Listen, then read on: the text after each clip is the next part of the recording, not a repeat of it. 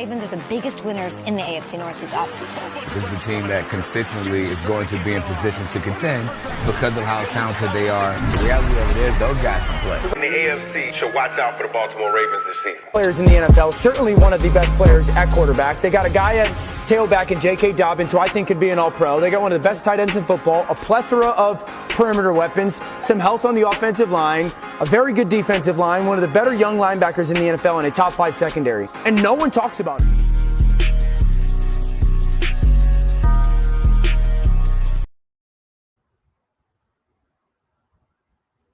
Yo, what it is? Welcome back to another episode of At the Bank, a Baltimore Ravens podcast. As y'all can see, we in this little tiny ass screen today, man, because me and my guy couldn't really get the camera thing together, but we're gonna make a do with a do. You feel me? I would like to introduce my Washington Commander fan, my guy, my man, Mr. Purnell, aka Sports PSP. How you doing, my man?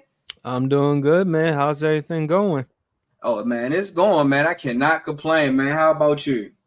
Can't complain, man. Can't get football season's almost around the corner, and of course, even though preseason, but we got the Monday night football game between our teams. So yes, sir, man. And it's the battle of the I95 because you know the Commanders is pretty much right down the road. You know, still in Maryland, not a DC team, but you know.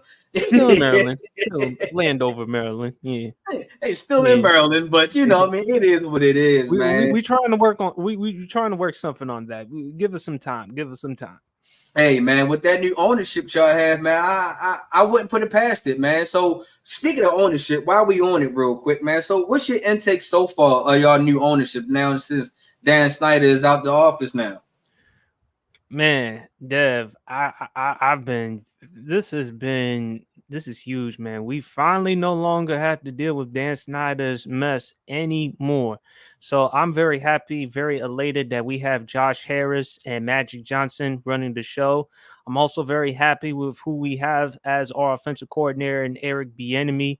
I love it for Washington because finally, for once, we can move on. That's the bottom line. At the end of the day, it's going to take us some time, but at the end of the day, we can finally move on. At least one thing for Commanders fans, we no longer have Dan Snyder, but unfortunately for New York Knicks fans, y'all still with James Dolan. So shout out to the Knicks fan. NBA season be here before you know it. But like you said, man, now that since y'all moved on, new ownership, do y'all feel like y'all head coach spot is up for grabs now? Do you think Ron will finish out this year, or you think Eric Bieniemy going to get his call early? I believe Eric Bieniemy is going to finally get his day to be a head coach. Look, Ron Rivera with the new ownership is going to move on from him. Why not give it to EB? Magic Johnson talks about giving Black people, African Americans, an opportunities, and we all in for that. Why not give it to a dude in EB who comes from the Andy Reid coaching tree, okay, think about it. Doug Peterson, he never called plays. Matt Nagy, all the other coaches, even though they turned out excellent and great, they never called plays under Andy Reid. But yet Eric Bieniemy has to deal with all these accusations. This dude has what it takes to be the guy, even though Ron Rivera admitted there were players that were a little too concerned about his intensity, even though he did admit he stuck his foot in his mouth. But this dude has all the makings for a head coach. If you listen to the Chiefs players, Patrick Mahomes, Travis Kelce, former players like Tyreek Hill, Jamal Charles, they've said nothing but great things about EB. Not as a play caller, but as a person, as far as getting the guys to play at a high level. And finally, we have something like him in Washington. I mean, Washington before, it was a disaster. Now with the new ownership and with EB running the show, why not give him the job? I mean, if he can do something with Sam Howell, even though I'm a little unsure about him, I'm quite sure I had you on my podcast.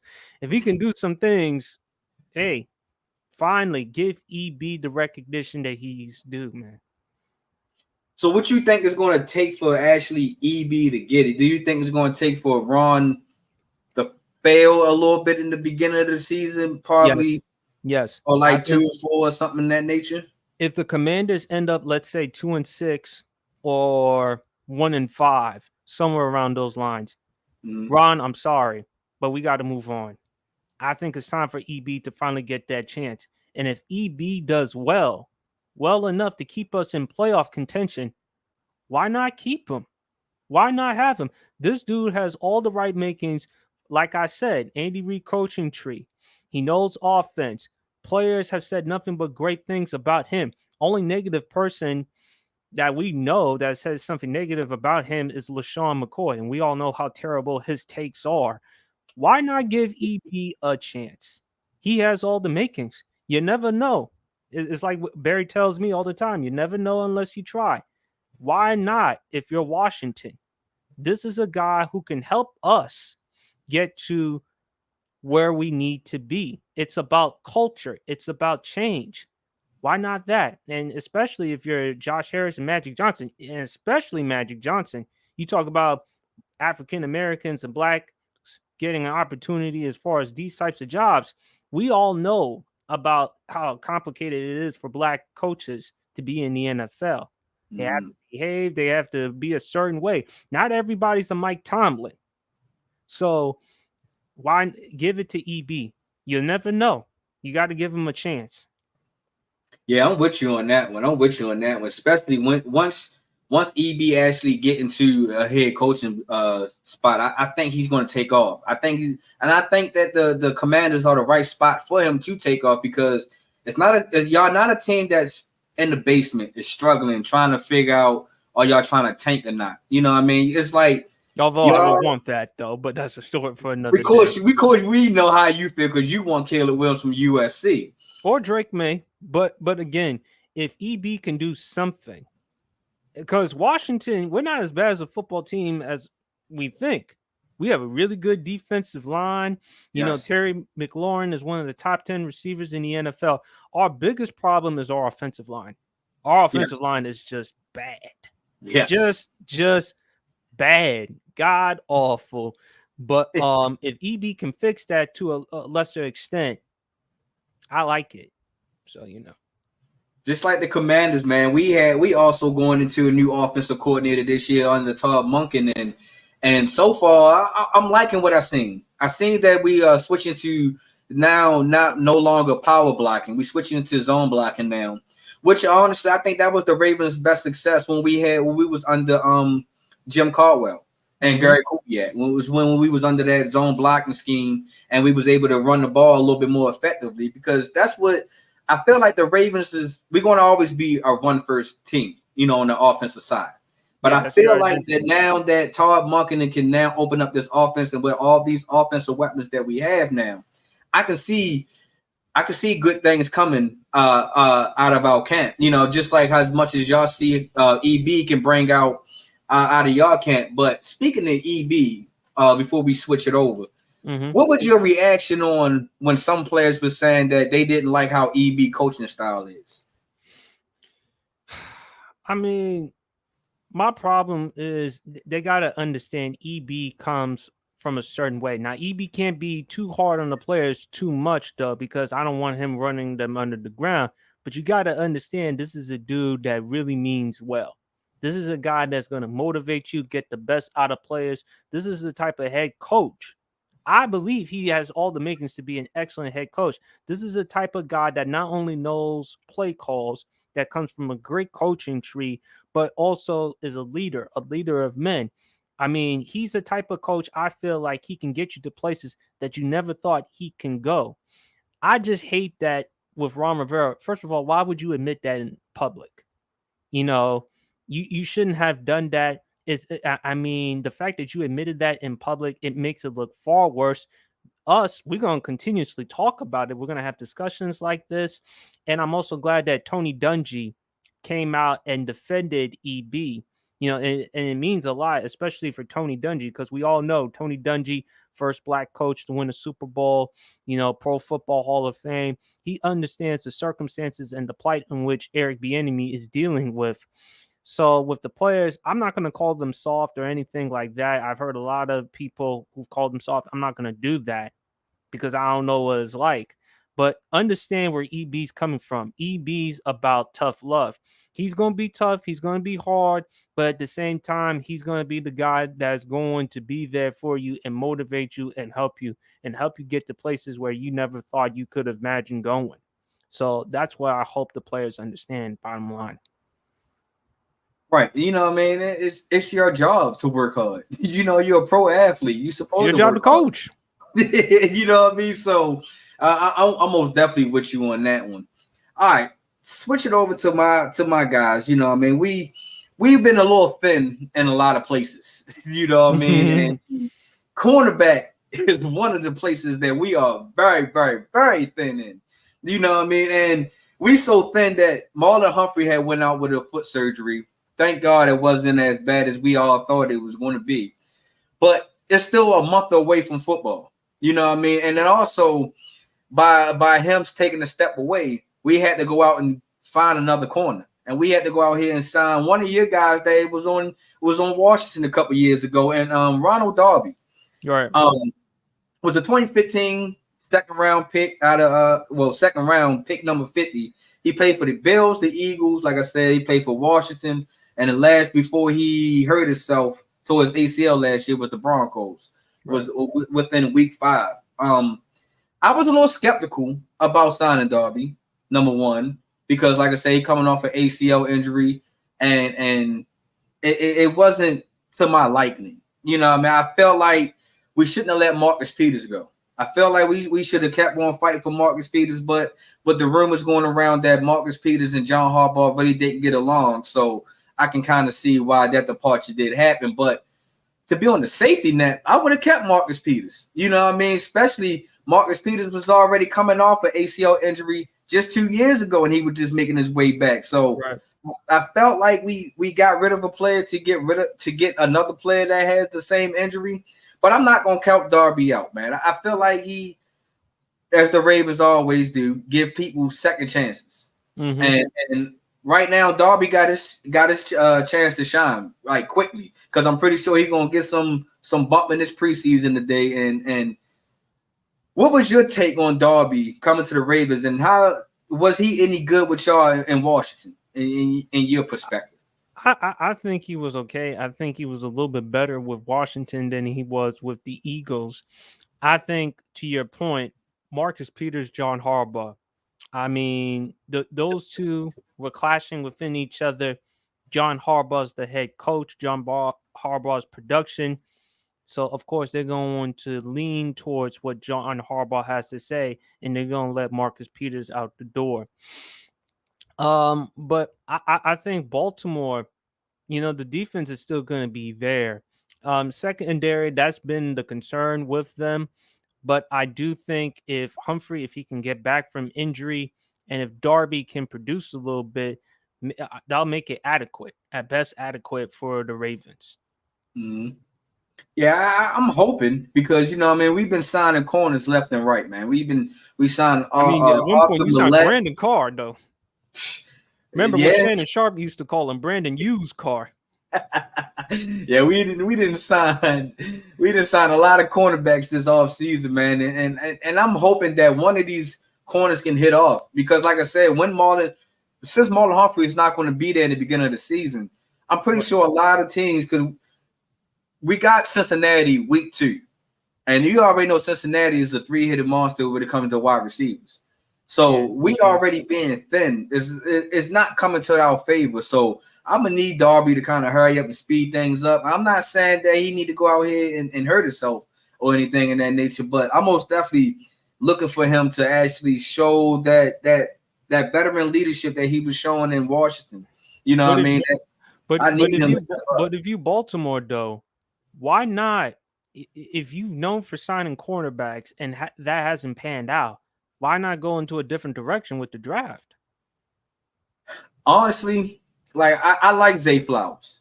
You know what I mean? I feel like the kid is going to do something special this year.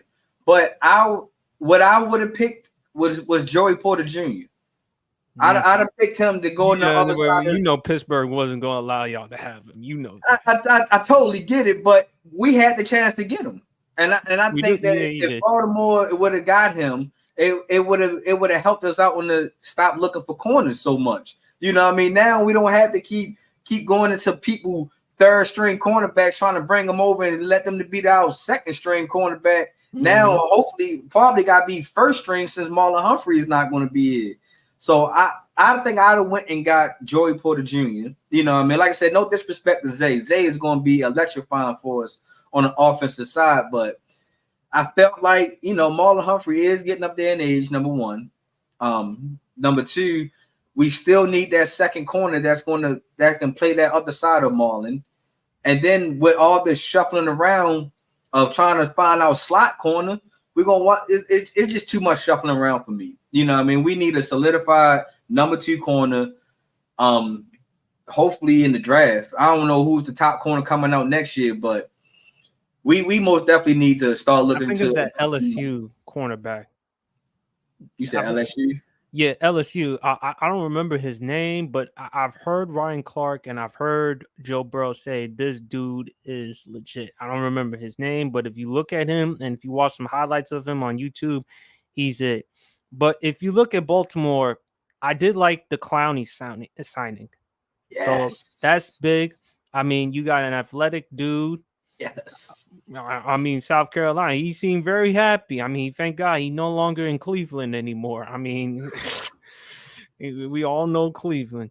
But in Baltimore, this is a dude that can help you stop the run, get you some sacks here and there. I like Clowney. The only problem with him is just durability. That's the only concern with him. Yeah, that's how I most definitely feel too. I like the signing of Clowney. I feel like Clowney, he never had the chance to actually be the top pass rusher. You know what I mean? He came in with Houston with J.J. Watt. Then he went over to Cleveland with Myles Garrett. Then he went over to Seattle. I think they still have oh man, I forgot that edge rusher they got over there, but he was never there you go. He was never the set number one edge rusher, nowhere to be going to where he has landed. So I'm thinking that now we don't have a set edge rusher. We still relying on young guys like Owe and David Ojobo. So I feel like if Clowney can be, he don't have to go out and wow me and get the TJ number sacks because I already know that's not in him. Right. But if he can most definitely solidify, stop that run offense, and if he can at least touch the quarterback at least 6 times this year. I need him to at least get 6 sacks. I'm gonna need him to at least get 10 quarterback pressures, something in that range. Because if he can at least generate some type of buzz and had an offensive line kind of shift his way, I think that would help out Owe and David Ojobo. I think so. And not only that, you got Cleveland twice a year, and he is familiar with Deshaun Watson in their days in Houston. So I think if anybody who has bulletin board material on how to contain Deshaun Watson, why not Jadeveon Clowney? So he could actually help in that regard. I want to talk to you about Roquan Swift. I like the dude. What do you think about him? Oh man, Ray Lewis in the making. I'm trying to tell you, I ain't gonna say I'm not gonna say he's gonna have the whole full out year of Ray Lewis or her full career rate, but Ray Lewis I feel like he's the guy that can command attention. You know what I mean? I feel like you have to call out Agent Zero is what I'm gonna call him all year because he's gonna be on a mission to lead our defense. So I feel like if Roquan can have at least 2 more steps better than what he had last year, man, our defense, because it helps PQ. And if PQ can most definitely follow in Roquan Smith, I believe that the Ravens, and I'm gonna keep saying it, that we have the best inside linebacker duo. As long as these guys can play off each other, as long as PQ can stay healthy, as long as PQ ain't going to let this contract, the contract negotiations go through his head throughout the whole season. I understand there's going to be some times that you're going to think about that contract. You're going to feel like he's balling out and he lived up to that hype. But at the same time, if they can just play off each other, man, I feel sorry for whatever AFC team has to go against my two linebackers, man. I swear it's going to be something special. But like I said, I still need our edge rushers. I still need our defensive line, something that you guys have to get home to these quarterbacks, man. Yeah, I hear reports that y'all trying to get Chase Young. Yeah, it was some early reports during the beginning of the camp that we was thinking about trading PQ for Chase Young. Mm-hmm. I was like, no, don't trade Patrick Queen. You got to keep him. That's the only way that I think this trade would be good for us, if we can keep Patrick Queen right along with Roquan Smith.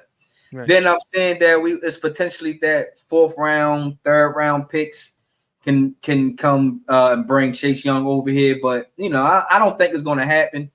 I think Chase Young is going to ball out this year for y'all. I think Chase Young is going to get a big contract, and it's going to come from y'all. Yeah, because, again, the Commanders, we didn't pick up his 5th-year option. Only concern with Chase Young is durability. And if we trade him, I'm not going to lose Montez Sweat. I'm not going to lose that dude. That dude has – You can't. I mean, that dude, I think he's going to have a big year. I think he's going to have a double-digit sack season this season, probably around 10 or 11. I just think I really do. I really like Montez Sweat's ability, because all this talk about Chase Young, don't underestimate Montez Sweat too. He can get after the quarterback. He's physical. He's got great size, great speed. I mean, he's gotten better over the years in Washington. We got something when it comes to our pass rush. Our only concern is the linebacking situation. That's our concern. But speaking of Baltimore, let's talk about the offense for a second. Now, y'all finally took care of Lamar Jackson, rightfully so.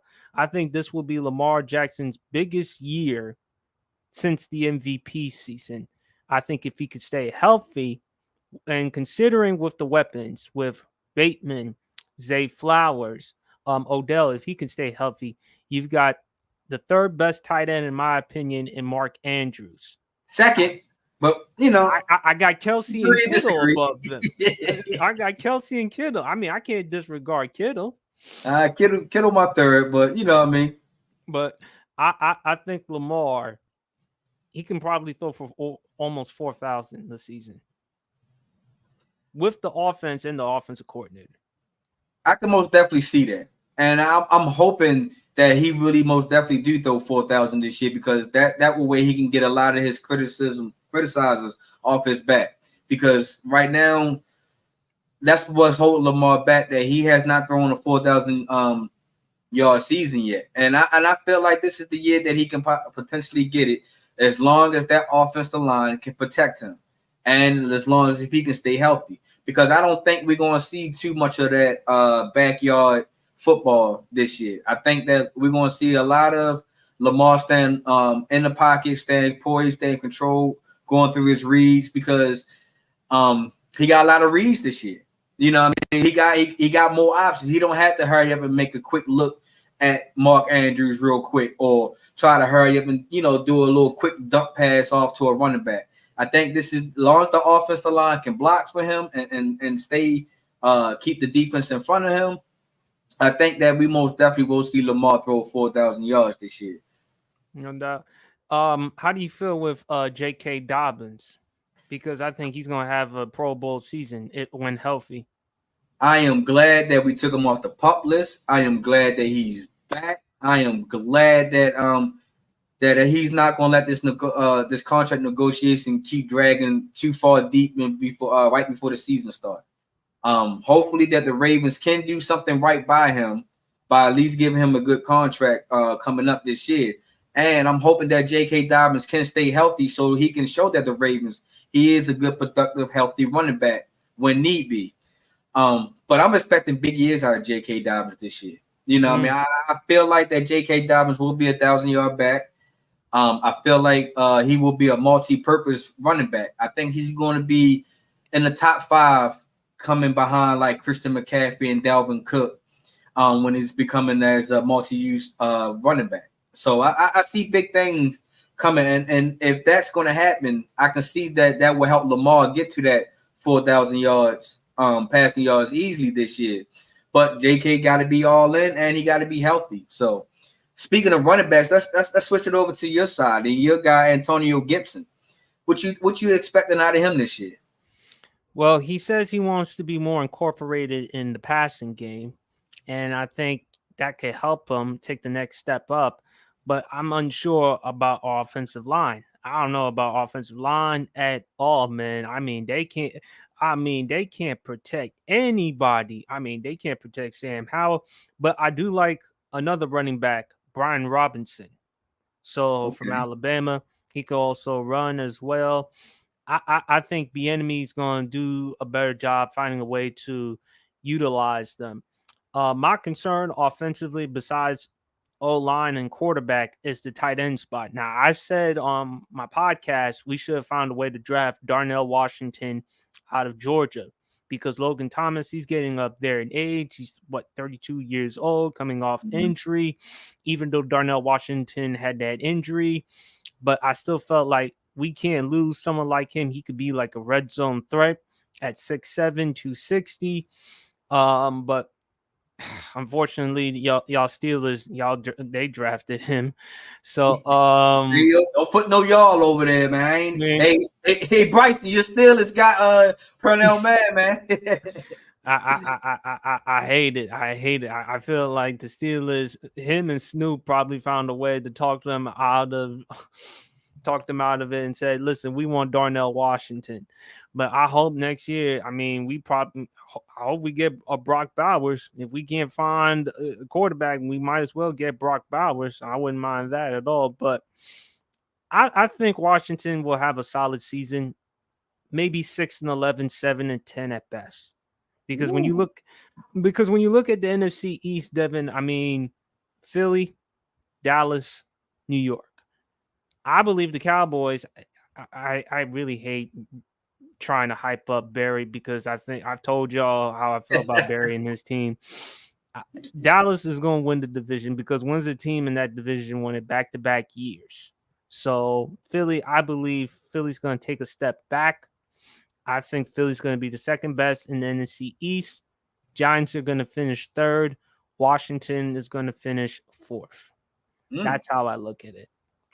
Okay, so finishing fourth, you don't really feel like Washington has no chance of even sniffing the playoffs this year.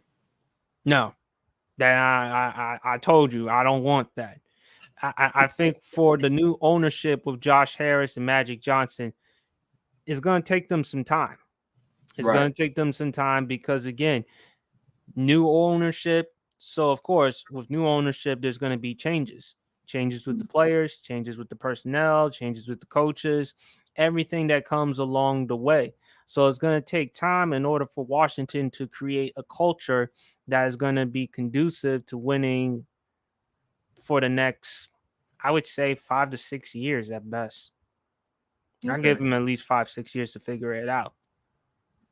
All right, I got you on that one. All right, before we wrap this pregame show up, man, let's talk about some predictions of tonight. What are you looking for out of your Commanders tonight, man? I just hope that I said it on my last week's show. I do think Sam Howell's going to struggle because that defense of Baltimore. I just hope that the Washington's offensive line can find a way to give him enough protection. And in credit to Sam Howell, he's actually more mobile than I actually give him credit for. He can move around a little bit. I did like that nice touchdown pass he threw to Jahan Dotson. I think Dotson and McLaurin are an underrated wide receiver duo. You know, we'll have that conversation about them as one of the best wide receiver duos in the years to come. But I would like to see Sam Howell get more protection from the offensive line. As for our defense, how are we going to stop Lamar? How are we going to contain the weapons? Because we saw some of the jointed practices. We saw what Zay Flowers did with that nice route.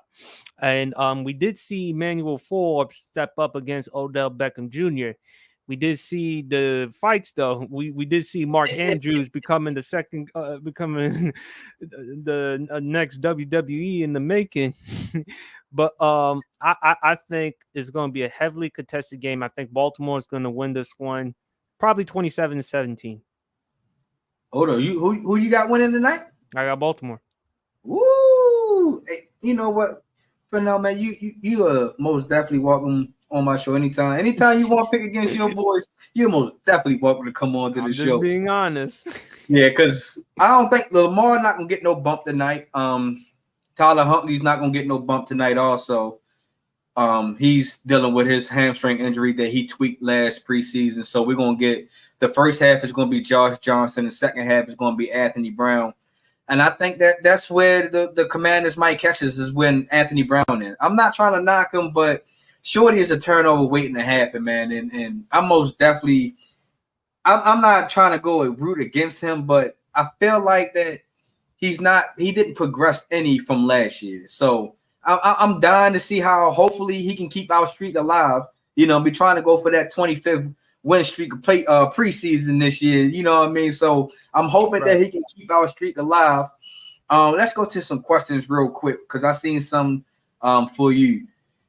Okay. Yo, what it is, OG Mac, what it is. You know how the slogan go.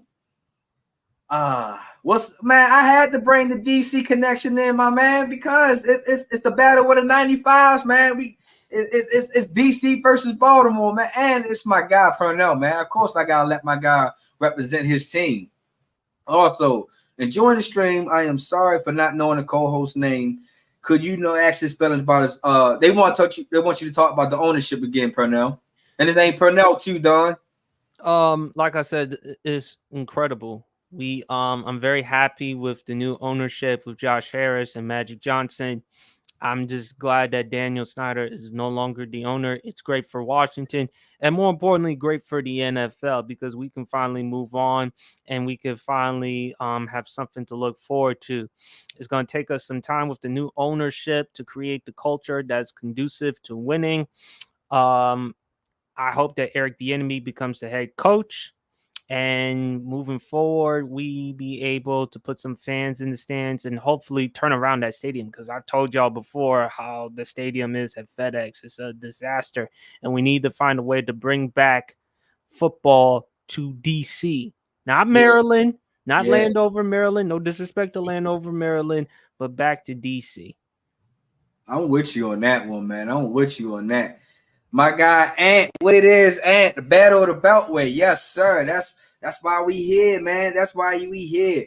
I think my boys will most definitely cap it off and get that 25th victory for the preseason. I can see it. I must give it 23-17. I feel like Washington will get a chance towards the end. Y'all will have a fighting chance, but I feel like you said, if that offensive line can most definitely can protect y'all quarterbacks on whatever quarterback that's out there, I think y'all will have a most definitely struggling time. And with our defense coming in the second year behind our defensive coordinator in this second year, I feel like he's in his groove. He found his mojo. All he got to do is just find out what are we going to do in this cornerback situation. I think once we figure out our cornerback situation, I feel like the Ravens defense will be strong with addition of Clowney, with him being on our edge rusher, man. A name edge rusher, we most definitely need it because if Justin Houston was able to get 10 sacks last year for us, I feel like that Clowney can at least get 10 sacks for us this year too. Also, man. I think he'll get you 8.5. 8.5. Yeah, I can see that. You know, I'm not asking for him to be too much. You know what I mean? I'm just asking him to at least be a force, be known, be present. Don't be how you was in Cleveland. You know what I mean? Right. That's all I wanted to say. I agree with Anthony. I agree. Can you bring back Anthony's comment again? Yeah. Oh, yeah, absolutely. That'd be great. That'd be big time in order for us to bring back RFK Stadium. Yeah, that'd be dope. That'd be dope. Shout out to my man, Ant, man. He a Ravens fan, but he got a little bit of Washington history in his belt. I-95. Yeah, week 1 is almost here. Yeah. Yes, man. Sir. Week 1. Also, too, can't wait for college football, too. Let's not forget college football. Can't forget that, too. Yes, sir. College football. And that's where we find out that who we looking to draft next year in the draft. You know what I mean? We got another question. Anthony Davis definitely agree. Got to get out of Lower Maryland. It is horrible to get out there, but that stadium is horrible. No disrespect, but just the truth. Yeah, my man Purnell already said it. Yeah, I mean, if y'all think I'm exaggerating, go look at the video of Jalen Hurts as he's about to leave the stadium, and fans are like falling out of nowhere. So bad. All right, Purnell, man. Let's get the people your information, man. Where can they find you at?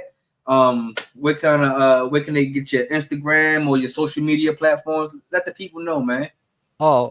Sports PSP. Commanders Demand. Go check it out every Wednesday nights, 9 p.m. I'm not gonna do a podcast this week. I'll do it next week though, because I gotta take care of some things. But follow me, Instagram, Sports PSP, Twitter, Sports PSP, Facebook, TikTok, Sports PSP3, and also YouTube, Sports PSP.